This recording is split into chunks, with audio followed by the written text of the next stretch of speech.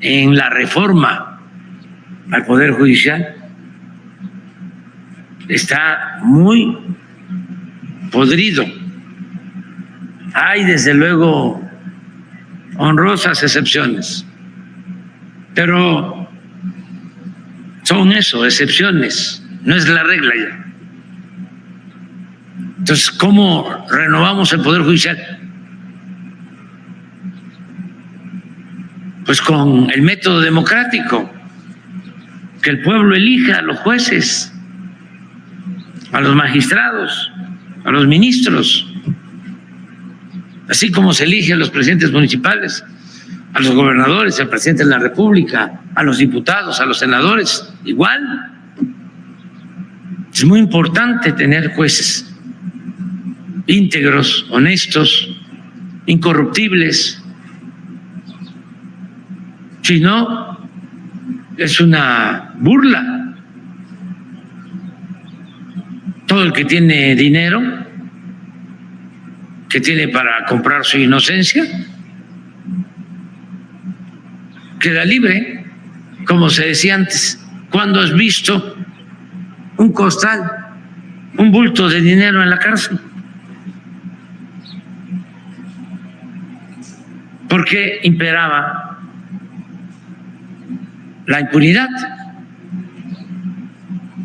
Entonces, eso hay que resolverlo.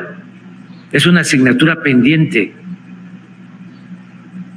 Y nosotros intentamos, yo busqué que se llevara a cabo una reforma en el Poder Judicial, que la impulsaran ellos mismos, porque es un poder independiente. Pero no pudimos, porque cuando llegué pensé de que era muy difícil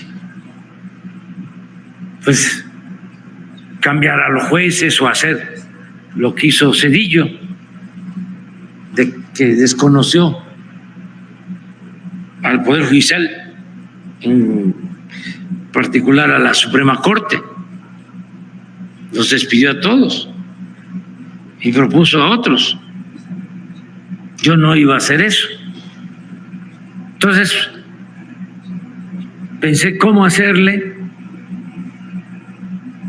Es como el caso de la corrupción. He estado combatiendo la corrupción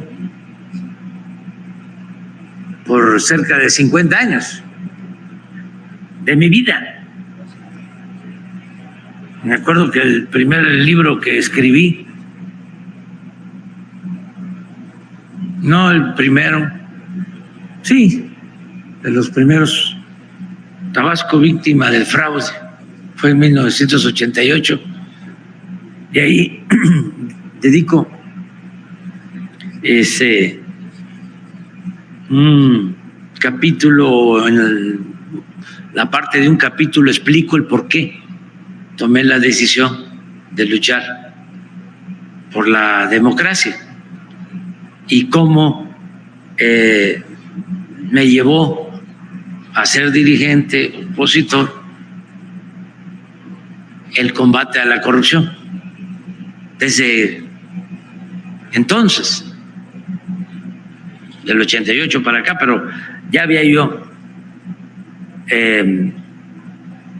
combatido la corrupción desde 77, que ocupé mi primer cargo como director del Instituto Nacional Indigenista en Tabasco.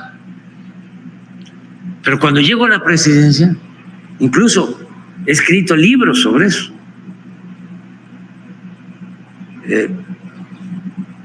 De cuándo inicia la corrupción. La verdad que la traen los invasores europeos. Cuando llega Cortés y se quedan con una parte del tesoro de Moctezuma, desde el mismo reparto del tesoro ya hay corrupción. Pero esto lo dice Bernal Díaz del Castillo, que era soldado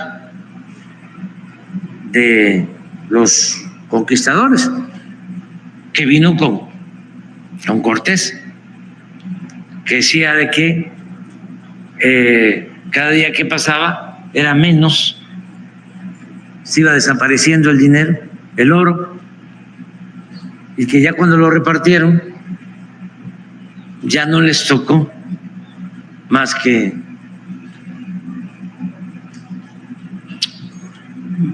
migajas, ya había desaparecido. En la historia de México, por ejemplo, 3 veces se ha incendiado o han quemado el Palacio Nacional, y 2 fue en la época virreinal por corrupción.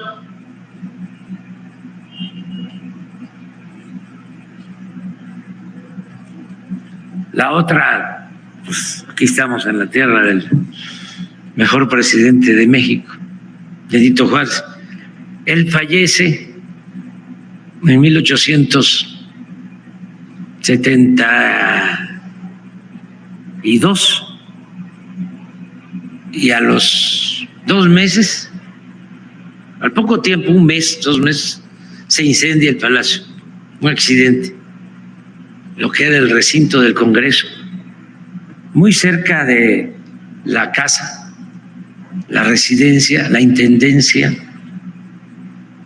antigua del Palacio Nacional donde vivía el presidente Juárez. Pero las 2 veces anteriores de que se había quemado el palacio no fue por accidentes, fue en contra de los virreyes por corruptos. Entró la gente y quemó el palacio. Entonces, he estudiado eso desde entonces, porque eso no existía en la época prehispánica. Por eso los mexicanos hasta ahora, por esa herencia prehispánica, tenemos valores, y dentro de esos valores está la honestidad de nuestro pueblo,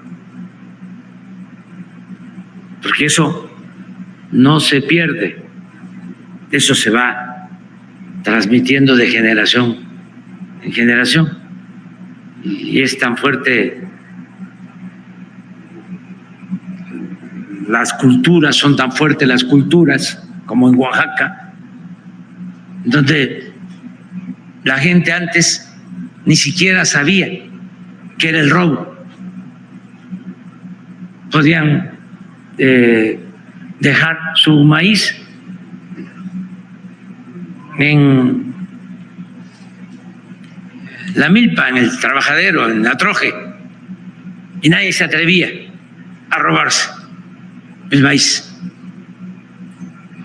Eso viene de lejos. Por eso todavía podemos decir que la mayor riqueza de México es la honestidad de su pueblo.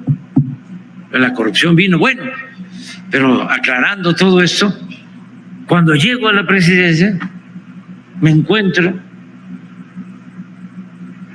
de que era peor de lo que yo había escrito y había imaginado.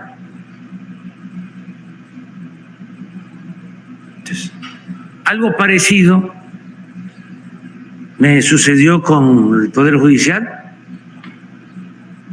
Sí sabía yo de que estaba descompuesto y planteé, bueno, ¿cómo le hacemos para reformar?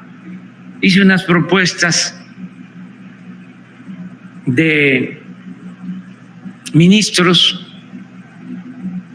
me equivoqué,